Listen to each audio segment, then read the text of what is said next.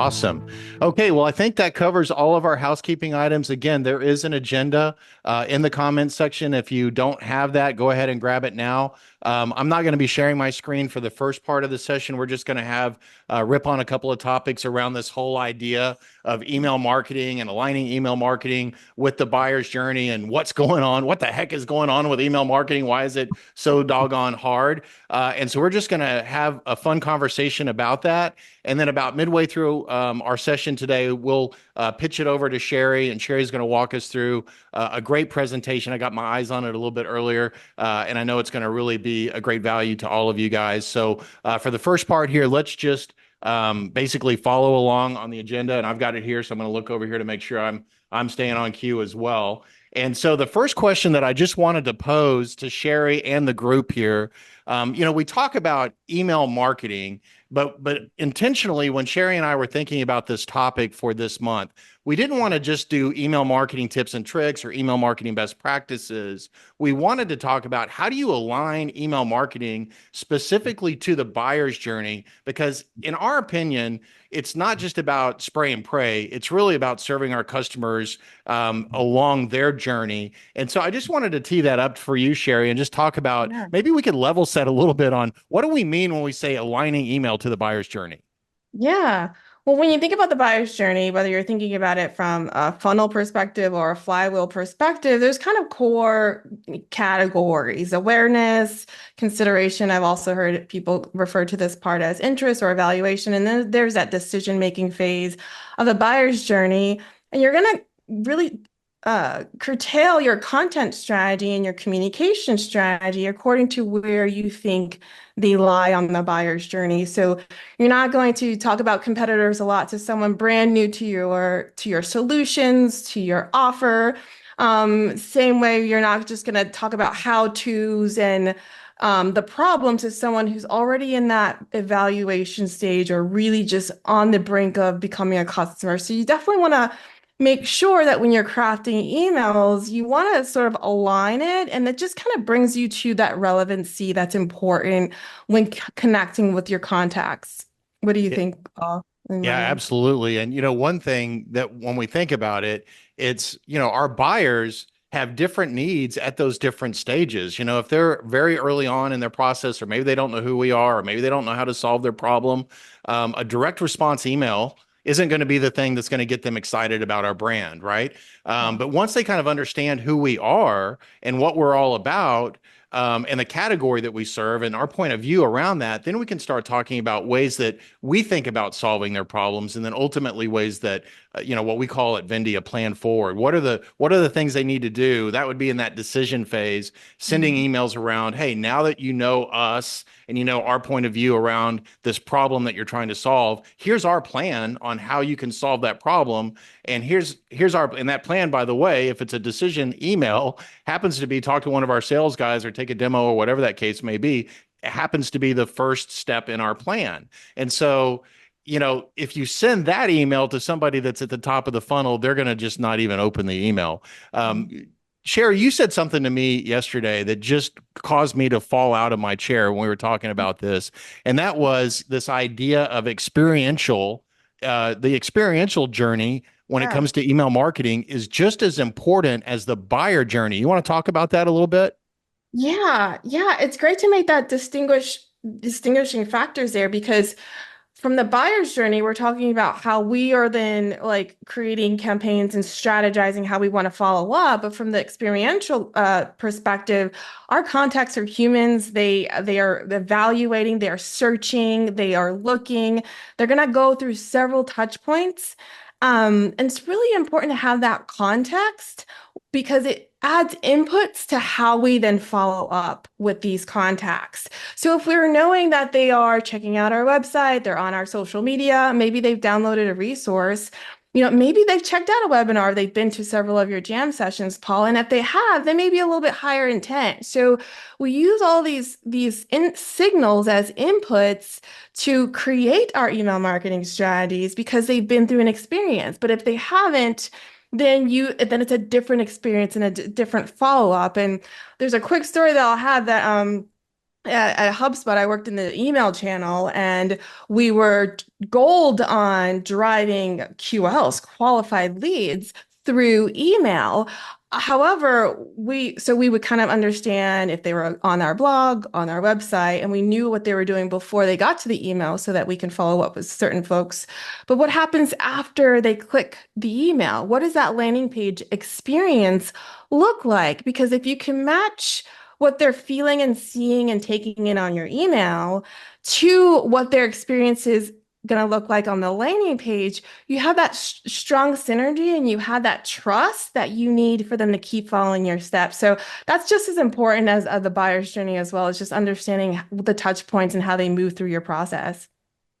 So two huge things you guys uncovered, and I want to connect the dots and how I connect them in my own brain, and I welcome you guys to walk with me on this journey. So take technology out, take email out, take everything away just for a minute, right? If you need to close your eyes, close your eyes. But imagine meeting somebody for the first time. Maybe you're at a conference, maybe you're at a networking event, right? It's a business system, business ecosystem. Then you meet them.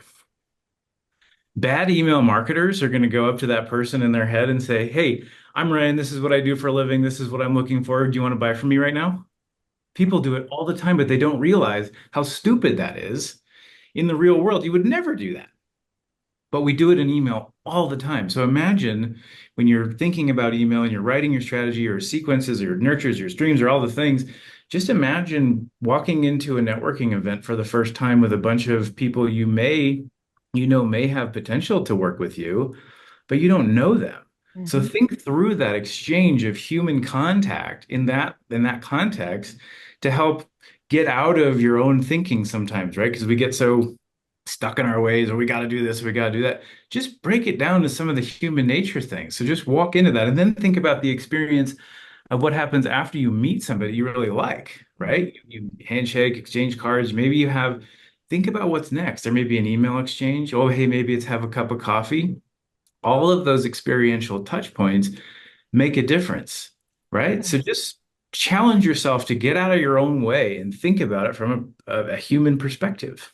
Yeah, Ryan, I love that networking analogy because doing some of the research to get ready for today, some of the most recent data on the average business professional receives 121 emails a day. So can you That's the imagine being at that networking event with a line of 121 people just going and trying to get that person's attention? So you got to be human. You got to do something a little bit different. Absolutely. I love that. I love analogies and illustrations. It tends to stick with us a little bit longer. So that's fantastic if we could just break it down. We do forget about that human element. And email marketing is supposed to be really personable and that one-to-one experience. It's different from the other channels, and we should treat it that way to really understand how we connect in a relevant way and understand the context of their current experience, what they're trying to experience after the email, what they've been through. Maybe they've been burned at another company and they're at your company's website. That's a different kind of conversation, right? Absolutely. So I love the prompt for like really that experiential focus that we have here. So great, great, Paul.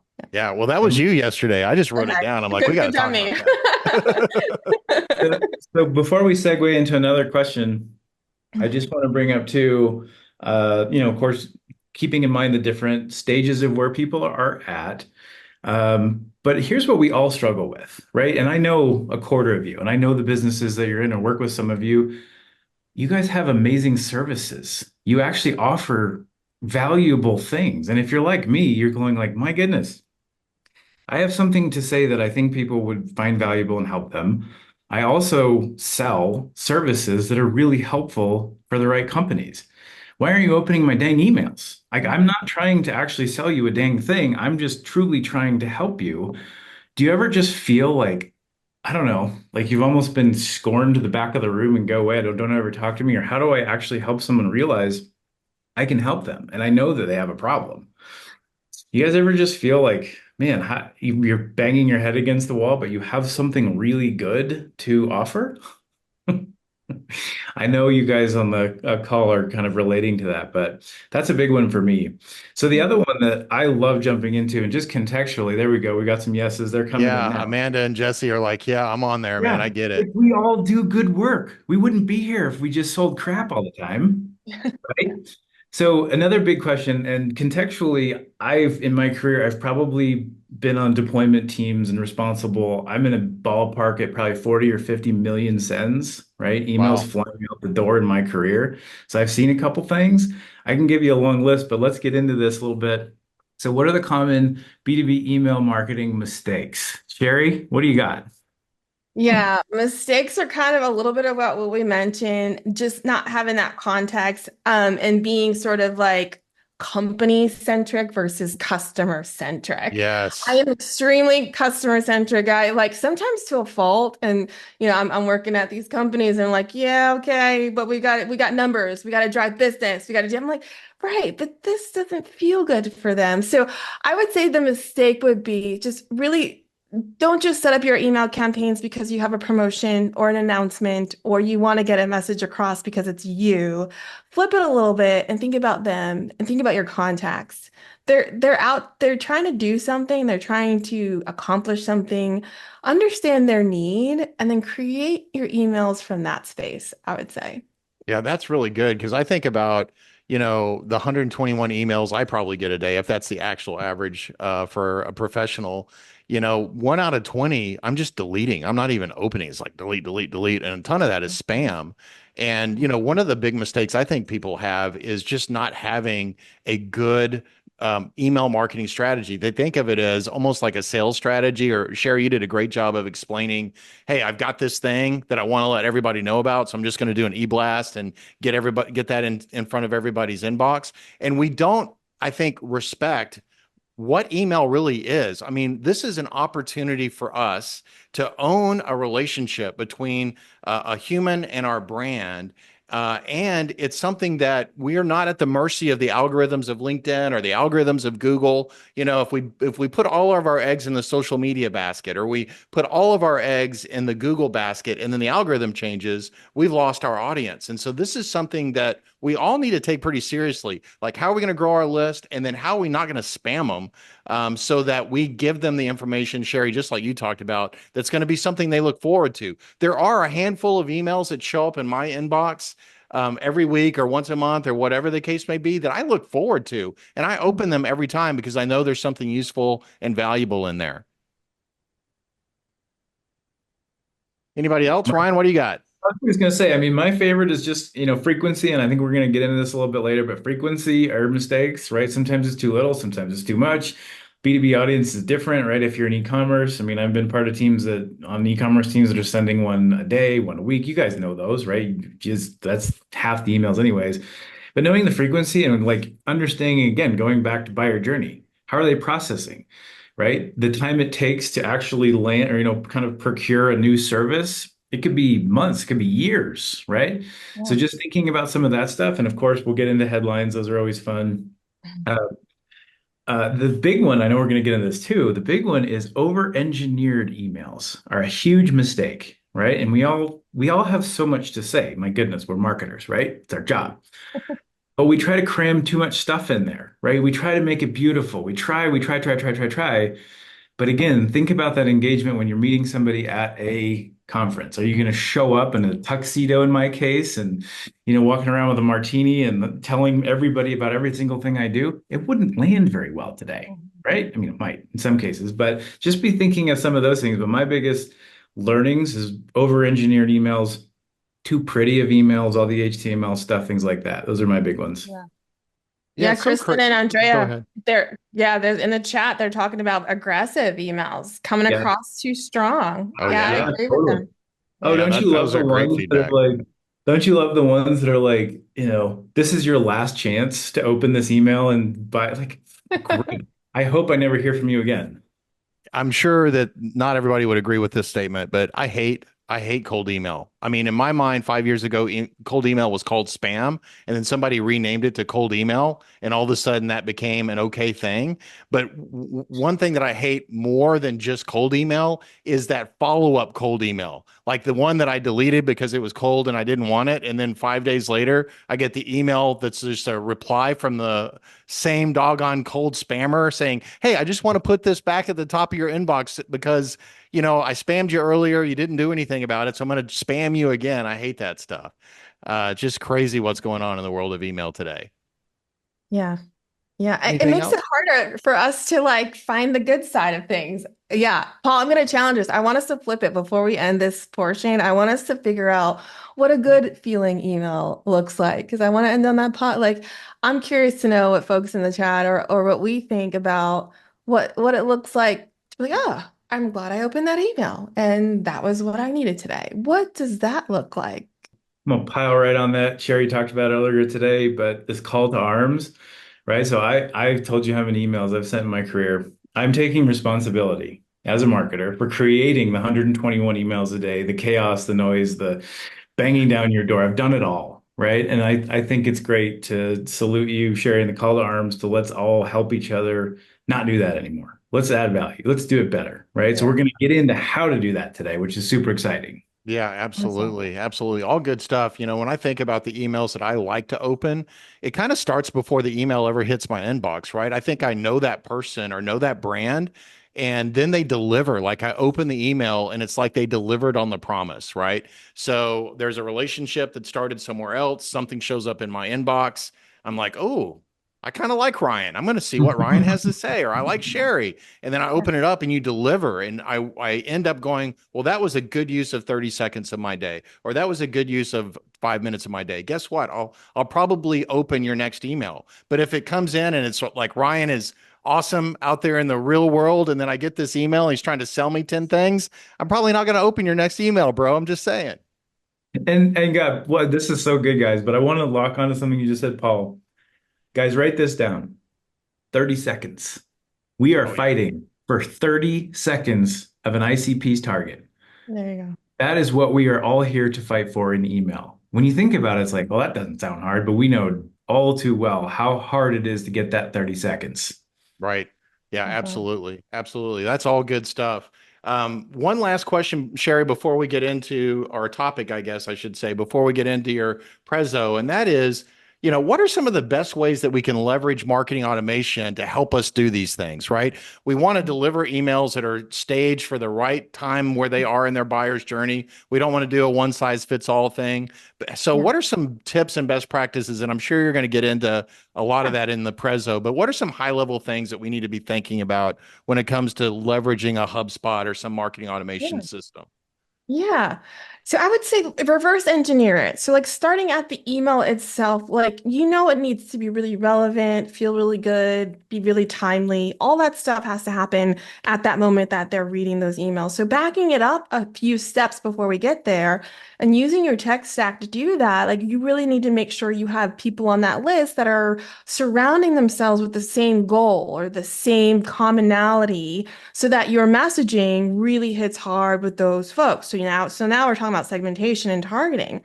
And even before then, it's like, well, who are we targeting and where do they lie on that buyer's journey? So are we targeting those folks who are really digging in and they're really like on the fence about like your solution? Or we're targeting folks because, our business has a need for getting more traffic in and we want to target that way from that high level. So really kind of making sure that your targeting, your segmentation is really on point actually gives you more wiggle room for your copy not to be as strong because your targeting is so well developed with marketing ops, with your automation tools. And sometimes if you have to work extra hard on that end, that's what I would say do before we even get to writing email copy.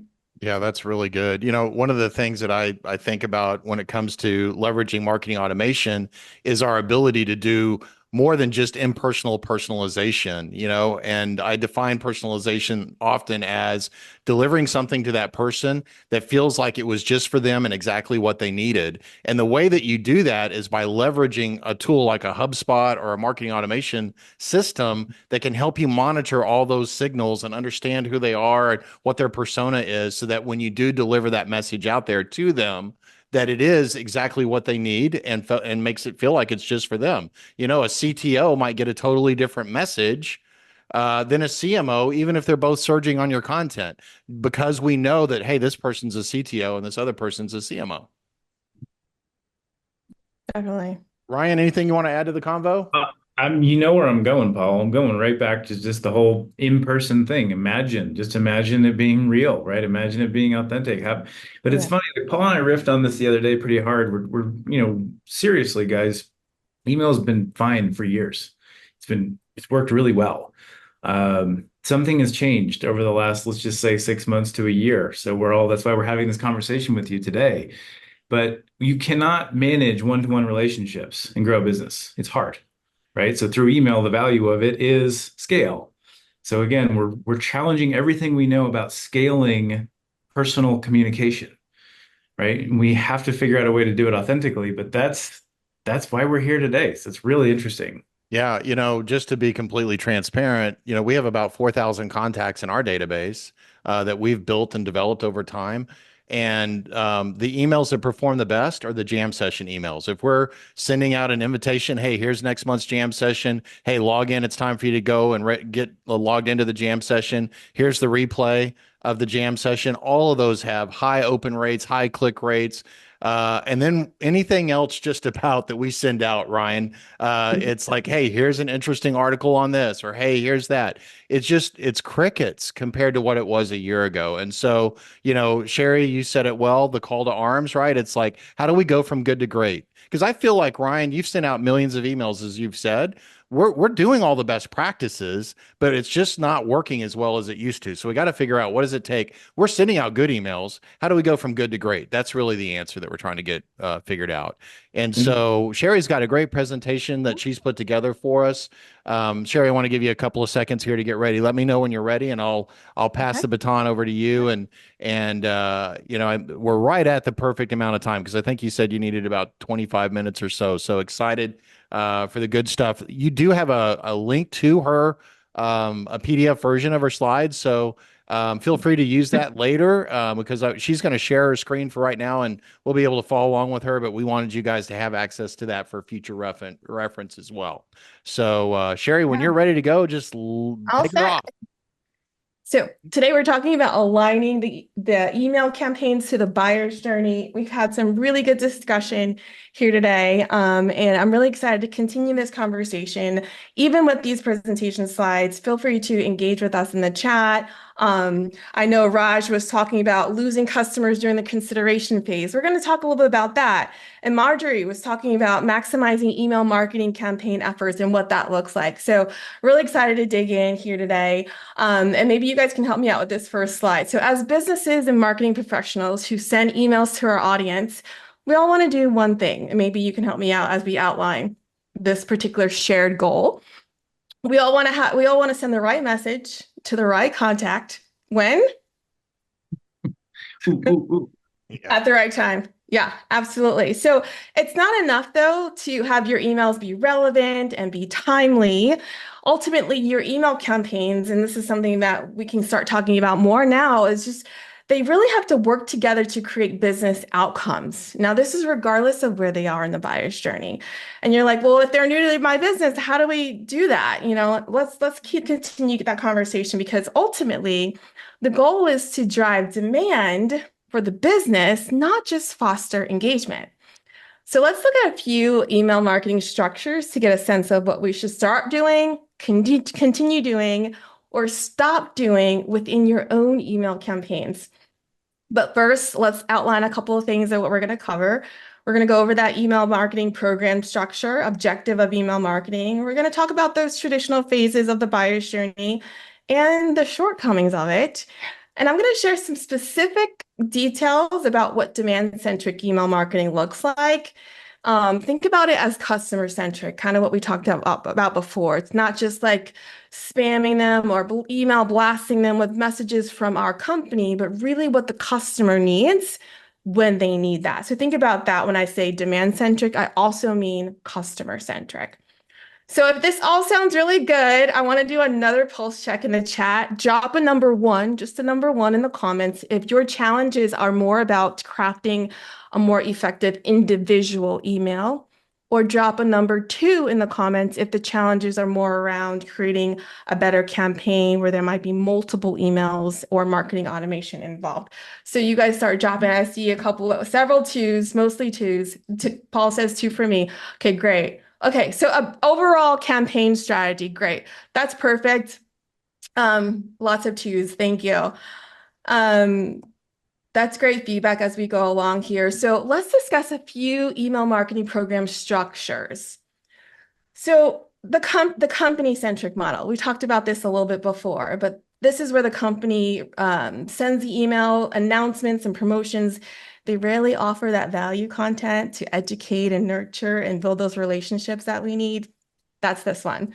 The engagement centric email program, where companies structure their marketing departments based on the funnel stage.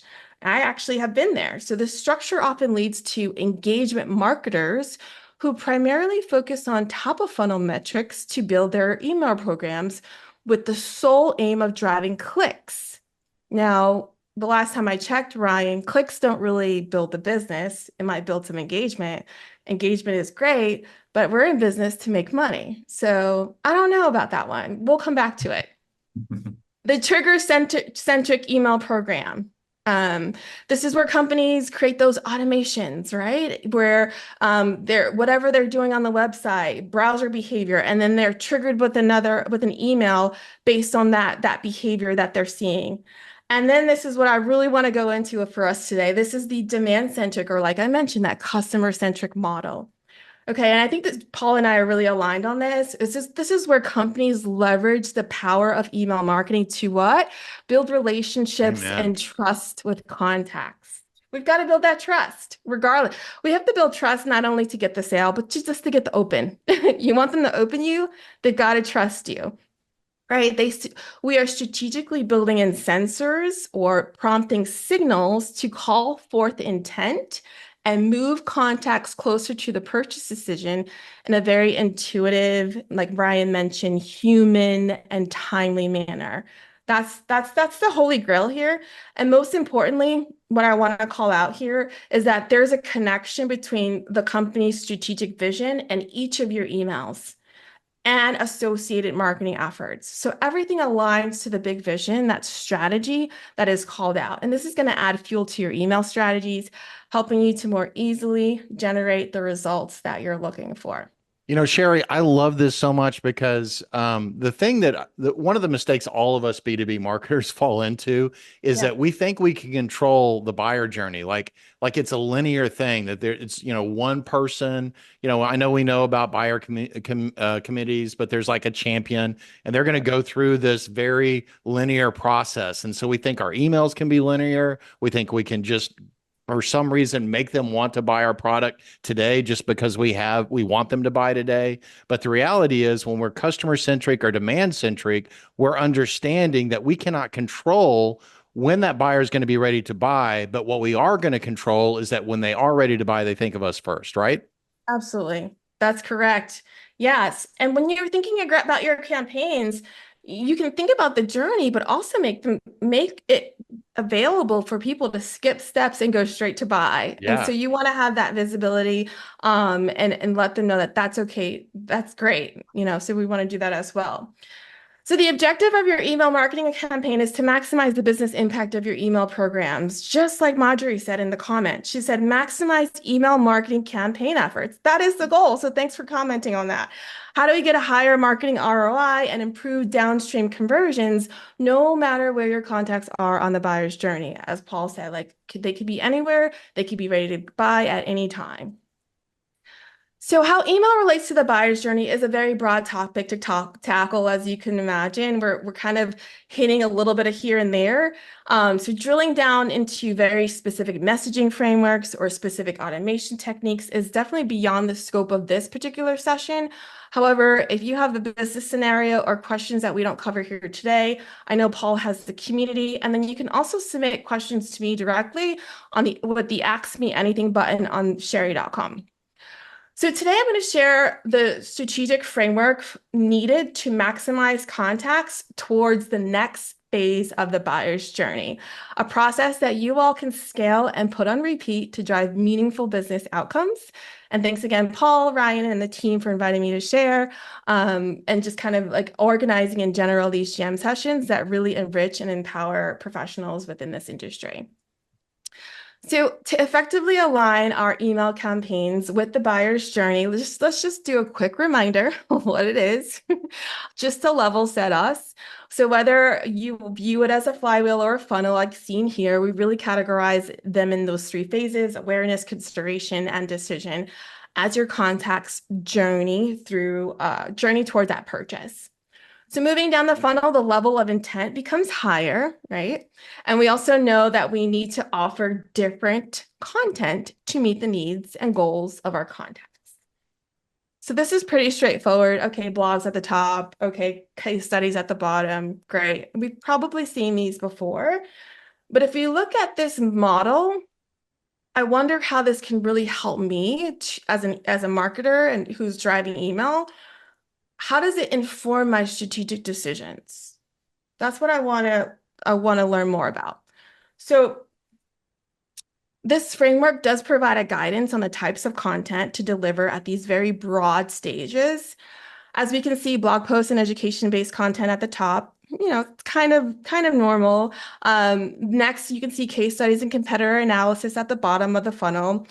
But like I said, like there's something missing with this framework. So this framework falls short in shaping a strategic, customer-centric, demand-centric approach to email marketing. You guys had questions in the chat, and some of them were around these questions. Where should we strategically place our CTAs? How do we create a CTA? How should we structure our workflows to qualify leads using marketing automation? What are the best practices for marketing automation based on behavior and intent signals? And what do we do with contacts who have a business fit but still new to our solutions? This model doesn't really tell us that. We're not going to get those particular inputs needed to answer these questions from this model, which does explain why 61% of BB marketers send all leads to sales, but just 27% of them qualify. The truth is, the traditional buyer's journey model is limited in offering the insights needed to inform a demand-centric or customer-centric email marketing strategy, as made evident by Forrester, who says many organizations bucket all intent data, categorizing it as late-stage buying signals. So we're just sending all this top-of-funnel traffic to the sales team. That's another reason why the system is broken. And then Ryan, what do you think then we about wonder that? why they don't like our leads, right? It's like, why Oh, does I, sales always say that we send them crappy leads? Because they're crappy. I was just thinking, like, if you guys are struggling or thinking through how to bridge sales and marketing together, which is another amazing topic. Like, holy mackerel, man, right here. This is like already creating friction. Already. And I've seen this. You guys seen this. I've seen this. I'm like, stop calling folks who just downloaded a white paper. We're not even emailing them. We're calling them. I'm like, they just wanted to download some information, and someone who has a background in marketing, I've got a master's in internet marketing, and I feel like I want to protect the integrity of marketers everywhere. So this to me, I'm so happy I get to chat about it because I want us to just pause for a second and make sure we begin to do this in a better way. And just like Paul said, how do we go from good to great? Let's continue figuring out those solutions here. But speaking of sales, in sales, we all know that we want to talk about cost. So there isn't a North Star framework to help guide the direction of your email campaigns, and it is costing you something. Inefficient use of a salesperson's time, missed pipeline goals, time wasted creating demand assets that have a minimal effect or a minimal impact on your ROI, a lack of trust that we're going to need just to get the open, who may be searching for answers that are heavily gated. And then a damaged brand reputation due to lack of a CTA, relevance, and timeliness. So there's a cost when we do this. So we're gonna not do this. We're gonna think of other ways to do it. And I'm gonna give those frameworks to us today. So So Sherry, can I just jump yeah, in? One yeah. little nugget there. If you get contacts, what I will say, like air quotes, the right way, right? If you actually go out and mine good contacts versus buying lists, Yeah. these are so valuable, right? I mean, so Paul and I have this discussion all the time. Like we get really good contacts through an amazing process. It's like, man, we don't want to ruin that, right? So to your point, right here, but we also don't want to let them know or let them miss out on how much we're thinking about them. We haven't even met them yet, but we're thinking about them all the time, right? So Great. it's this balance, but you nailed some really good points in here about the value of a contact. Yeah, thank you. There is a balance too. And as someone who identifies as a demand marketer and teetering the line between marketing and sales, there's striking that chord between wanting to share the offer and doing it at the right time and in the right way. And so having a framework that I can refer to, I think is helpful for when those kind of gray areas show up. And you guys let me know because I'm going to share that framework with us, and maybe that's a little bit more helpful from what we've been used to. So I've seen, so we talk about the traditional buyer's journey, and I've seen email marketing campaign owners segment their audience using email clicks to a blog post as their segmentation criteria for demand. So that's interesting. We talked about that engagement centric model. Like we're just going on clicks. Oh, if they click this, they get a list and then they get more emails. But sometimes marketers fall into this trap where we're talking about mistakes. So sometimes marketers equate engagement with demand, but should clicks indicate readiness to purchase? Imagine, yeah. If everyone, and I've lived this, if everyone is reading about AI for business, Ryan, they are reading about it for different use cases and different reasons. So there might be engineers reading about AI, marketers reading about AI, all these folks, but if they're on the same list, what does that email look like for those folks? Like it's not, I don't think that's the best strategy. Like that's maybe not necessarily what we should be doing. And I've got another way that we can all test, but I want to know like what if the campaign owner segmented their audience based on what the contacts wanted to do versus what they were clicking on and looking at? So more on that in a few minutes, and we'll keep going. So are there models out there that we can reference to ensure that each email makes the most of the engagement opportunities so that we can be more effective or maximize the email marketing campaign efforts that was mentioned in the chat so that we can create demand, capture demand, and sales close that demand? So let's turn to the ideal client persona and especially the goals of our ICP. That did come up a little bit for us today. You need to answer the question, what do my contacts want to do? What are they here for? Right? Okay. To answer that question, and here we go, and I'd love to actually get some inputs on this, but let's refer to the 6 jobs to be done by the customer. So instead of the traditional buyer's model, we're going to move that to the side for now. And we're going to put this in here because this is going to help us know what to do with our emails. So there are about 6 jobs. They have to discover your product, learn about your product, evaluate your product. They have to buy your product, engage with your product, and hopefully become an advocate of your product. Now, this framework, Paul and Ryan, this framework was taught at the Executive Leadership course by Kellogg Northwestern. It was infused throughout the AI Applications Growth course, and it reminds us that our contacts are in pursuit of something and will welcome your email engagement if it supports what they're already trying to do. And if you've been following me at all, I call this partnering in their pursuit. And it's a strategic lever that you can pull to cut through the noise. Sherry, I just got to stop you right here because this is like people, you've got to write this part down. And I'm going to back up just a little bit to what you said earlier about our emails need to help them do what they're trying to do, the pursuit, partnering in their pursuit, as you've said. But I think all of us, if we were to be honest with us about our email marketing strategies and in general, our go to market strategies are all about getting the prospect to do what we want them to do, not helping them do what they help them accomplish what they're trying to do. So that's awesome. And if I can see how if we focus on this, it's just going to become a magnet and make them really want to make us kind of step through the noise or cut through the noise, if you will, and really engage with them and what they're trying to accomplish. So Love imagine what most marketers or even salespeople who are sending emails out, what their list looks like. To your point, Paul, it's probably like, hello, sell, sell, sell, sell, sell, sell. Did you buy it yet? Yeah, exactly. Yeah, absolutely. Well, let's bring it home. Let's just keep double clicking here because this is so important. Undergirding that, like, what do they want to do?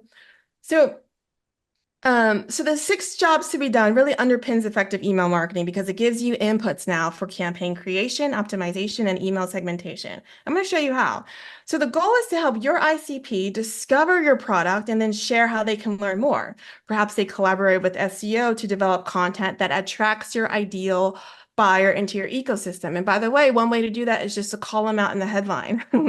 Hey, IT professional, put that in the title and bring them in, right? Right. Help them learn about your product and help them learn about and then share how they can evaluate with a trial or demo whenever they're ready.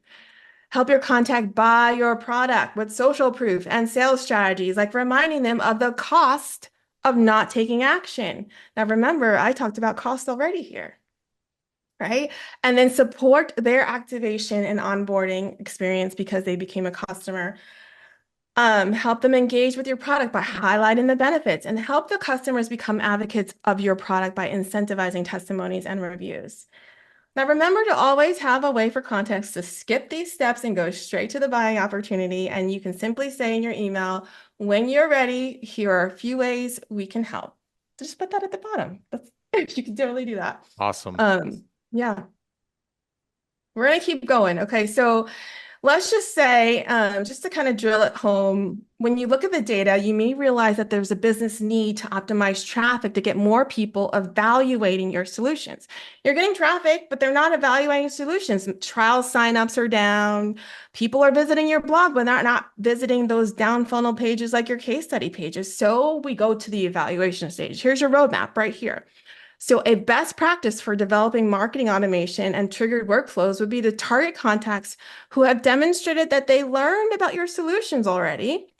And you can create a compelling reason why they should go begin evaluating your business as a function of it, how it will meet their needs. There's a customer centricity again. So you just zone in on the evaluation part here, if that's what your data is telling you to do.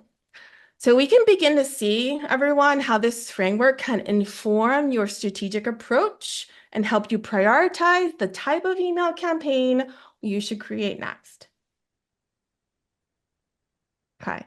So by asking what your contacts want to do, we focus on their goals and it becomes easier to think about their needs, their desires, their pain points, the opportunities, the constraints, right? All about that persona. So our email messaging and our targeting becomes centered around the persona or the person, helping us to fulfill what we were mentioning before about the true purpose of email marketing. And what is that, everyone? That's just really to create that one-on-one communication that is personable, relevant, and helpful. So let's be helpful, especially in this really important channel where we own the contacts on our lists versus the social media where we have no control over how those platforms operate. So by using the jobs to be done framework as a reference for demand-centric email marketing and keeping the persona at the center, imagine how much more tailored, everyone, that your and relevant your emails will become. Oh, well, this is their pain point. Okay, so let's talk about that. Or, oh yeah, we need to help people buy more because, that's what the metrics say, the data says. So this is kind of giving you those strategic inputs that we need. So here's a template. I know you want to do this, and the reason that it's been difficult is this, but I've got the solution to help you, and then you name that goal. Click the link here so you can go from learn to evaluate or evaluate to buy. And by the way, if we cannot name the goal, then stop and go Yeah. back. if we're not really intimate with this persona, everyone, like, just don't. And the reason why I say that is because, like we mentioned, everyone is inundated. There's too much going on. If you show up with an irrelevant email that sounds like it's for everyone, then they will put that in the back of their minds and they're not going to open up your next email. So if you don't know, if you can't fill in these blanks, we'll just go back and just talk to your customer. Yeah. So to be effective, we want to maintain that level of trust needed to drive sales, but also just needed to get them to open your email. And Paul and I were chatting yesterday about the difference between a good email marketing and great email marketing. And as industries change and your customers evolve, I would challenge us to quiz yourself on this persona every so often so that you know you're ready to send a really relevant email. So let's go deeper with a real life example of what this looks like and the type of results that you can receive when you start doing this and start implementing this framework. Okay, so a year ago, literally this month, I found myself working on a demand and marketing email campaign at HubSpot. And at the time, our teams were structured by channel, and I operated in the email channel. However, I knew that some of our greatest opportunities to drive demand came from leveraging the intent of contacts, interacting at various touch points. The idea that we mentioned, second bullet of the experiential marketing. So my curiosity led me to a report published by botco.ai that shared that email drip campaigns combined with chatbots on websites or landing pages are considered the most effective strategy for obtaining qualified leads. And I was gold on qualified leads. So I couldn't help it. I had to put this to the test. And I stepped outside of the email channel and collaborated with our conversational marketing division who oversaw our chatbot program. And I want to talk about that example with you guys to see how that structure that we've been talking about comes into play. So I reviewed the conversational marketing report and found that chatbot inquiries covered a wide range of topics. People use chatbots for things like support, website questions, product information, pricing, right? They're all over the spectrum. But I needed a way to segment users in chat based on a common goal, just like in our persona. In other words, I wasn't going to group chat users needing login support with those who are looking for pricing information on a targeted list. Could you imagine what that email would Yeah, even look no like? kidding. Like not good at all. So I worked with the marketing ops team to develop a unique list that had never been created before. It was a list of users clicking quick response buttons in chat that indicated high intent. And I remember being asked the question, Sherry, well, how do you define high intent? Okay, here it is. They were clicking buttons that said things like, tell me about the product, learn about features, talk to sales, book a demo. Just, I wanted all those people on the list. So with the understanding of their goals, based on my targeting strategy, I continue to dig into this persona. I'm going to keep going on this persona.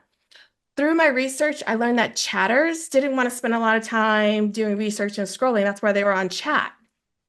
There's a pain point. And they liked clicking on buttons to help them evaluate their solutions. Oh, okay. Now I have all of these inputs to inform a really good email marketing campaign. So I launched a cross-functional, cross-channel automated marketing campaign targeting these high-intent contacts in chat and following up with them where? In email. That's My fantastic. strategy, Love this. yeah, So good. my my strategy was to provide the same, listen to this, the same button clicking experience that they valued on the website, bring that into email. I also wanted to partner with them in their pursuit of getting fast answers while working towards driving demand, because that's my goal, to drive demand. Here it is. Here is a screenshot of the actual HubSpot report from this email with a full month's worth of data. So I started in July, and this is all of August's data. The subject line was 5 unlocked options from chat that drove a 31% open rate. It's good.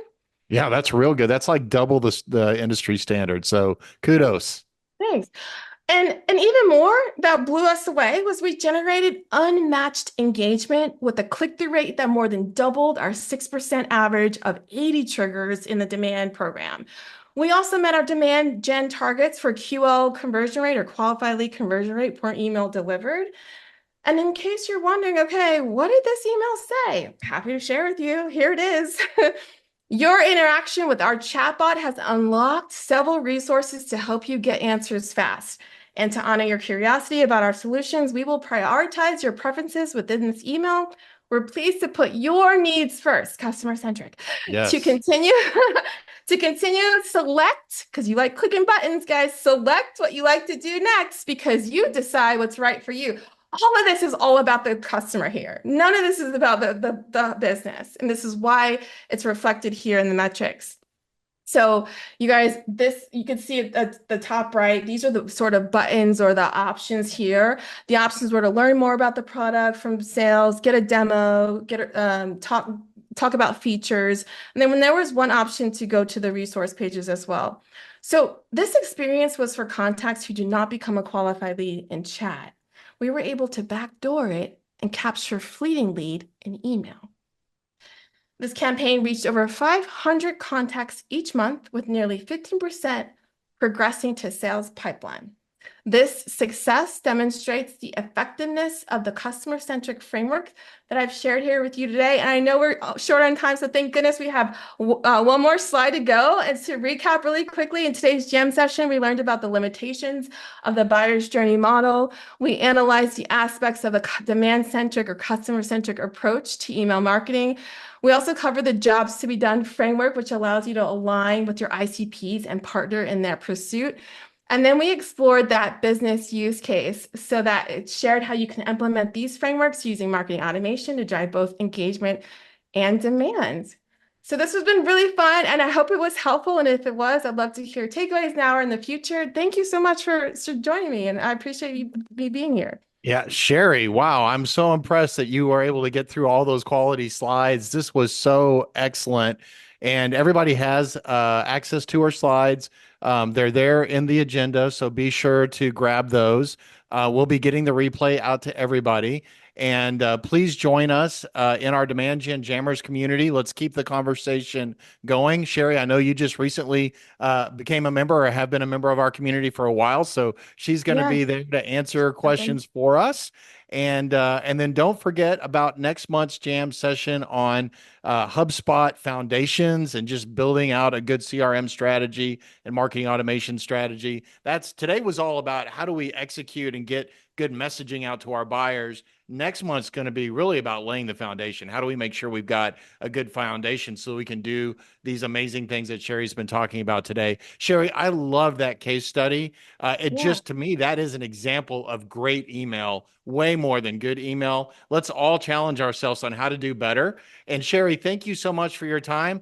We are going to be good stewards of everybody's time. We promised to be done at the top of the hour, and we are at the top of the hour. So, Sherry, thank you so much. Everybody that joined us today, thank you so much. And we will see you in our community, and we'll see you next month. Take care, everybody. See ya.